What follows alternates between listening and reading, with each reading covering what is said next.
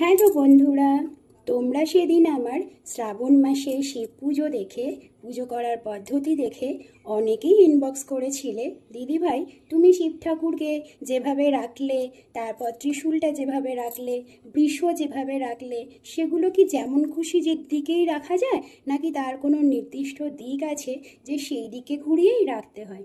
তো হ্যাঁ, এটার কিন্তু নির্দিষ্ট দিক আছে, যে কোনো দিকে কিন্তু ঘুরিয়ে রাখা যায় না।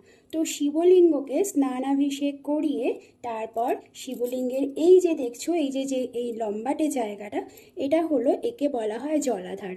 তো এই আর এইটা হলো শিবলিঙ্গ।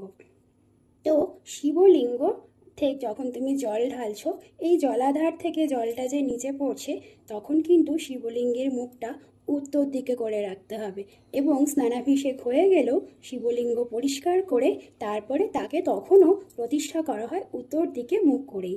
আর এই যে বৃষ দেখছো, বৃষ থাকবে ঠিক পূর্ব দিকে মুখ করে, মানে এই যে শিবলিঙ্গ এইভাবে উত্তর দিকে করে রাখলে, আর বৃষ থাকবে পূর্ব দিকে মুখ করে, দেখতে পাচ্ছ?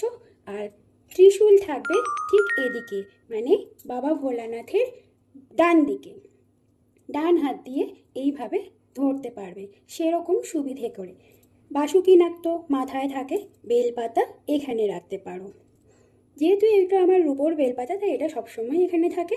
আর যখন আমি সত্যিকারের বেলপাতা দিয়ে পুজো করি, সেটা পুজো করার সময় মাথাতেও দিই, এখানেও দিই, আর পুজো হয়ে গেলে, শুকিয়ে গেলে তারপর সেটা আমি ফেলে দিই। তো এই হলো নিয়ম। এবার তোমাদের দেখিয়ে দিলাম, তো দেখে নাও ভালো করে কিভাবে রাখা আছে আমার শিবলিঙ্গ। এই যে শিবলিঙ্গ রাখা আছে উত্তর মুখে, বৃষ বসে আছেন পূর্ব দিকে মুখ করে, বাসুকি নাগ মাথায়, ত্রিশূল আছে, তার সঙ্গে ডমরু আছে, এগুলো আছে শিব ঠাকুরের ডান হস্তের দিকে, আর বেলপাতা এখানে। অনেকে আবার বেলপাতাটাকে একটু গোলাকৃতি করে মাথায় বসিয়ে রাখে, সেটাও করতে পারো, তবে এইভাবেও রাখতে পারো। এই দেখো। আর এখন তো সবার হাতেই ফোন আছে, তো তুমি ফোন থেকে দেখে নিতে পারো কোন দিকটা, কম্পাস চালিয়ে কোন দিকটা উত্তর দিক, কোন দিকটা পূর্ব দিক, ঠিক সেই দিকে মুখ ঘুরিয়ে কিন্তু শিবলিঙ্গ রাখতে হবে। আশা করি সবাই বুঝতে পেরেছো। অনেকে ইনবক্স করেছিলে তো আমার পুজো করা দেখে, তো ভাবলাম ইনবক্সে কতজনকে জনে জনে উত্তর দেবো, তাই আজকে এইভাবে ভিডিও বানিয়ে দিলাম। তো আশা করি সবাই বুঝতে পেরেছো, তোমাদের সবার প্রশ্নের উত্তর দিতে পেরেছি। আজকের মতো এই ভিডিওটা এখানেই শেষ করলাম। যদি কোনো ভুল ত্রুটি করে থাকি তাহলে ক্ষমা করে দিও। ওম নমঃ শিবায়।